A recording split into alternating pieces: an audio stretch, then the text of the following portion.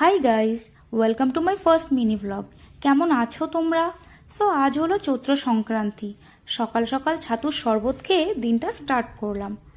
বছরের শেষ দিনটা নাকি তেতো খেয়ে বিদায় করতে হয়। সেই জন্য বসে গেলাম সবজি কাটাকুটি করতে। ছোটবেলা থেকে দেখে আসছি এই দিনটিতে 8 রকমের তেতো ভাজা এবং আমডাল খেতে হয়। সেই মতেই সব সবজি কেটে নিলাম। এখানে রয়েছে 5 রকমের সবজি, পাট পাতা, গিমা পাতা এবং নিম পাতা। এদিকে দেখি মা ডালের মধ্যে কিছুটা টমেটো অ্যাড করে দিয়েছে। দেন লাঞ্চ সেরে একটু ঘুমিয়ে নিয়েছিলাম। তারপর গিয়েছিলাম পার্লার ভুরু থ্রেডিং করতে। সেই ক্লিপটা আমি নিতেই ভুলে গিয়েছি। দেন পার্লার থেকে এসে দেখি মা চা বানাচ্ছে। আমিও এই আলুর চিপসগুলো ভেজে নিলাম।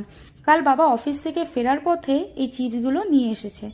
দেন গল্প করতে করতে টিফিনটা এনজয় করছিলাম। That's it about this mini blog. Bye. আর তোমরাও সাবস্ক্রাইব করে দাও।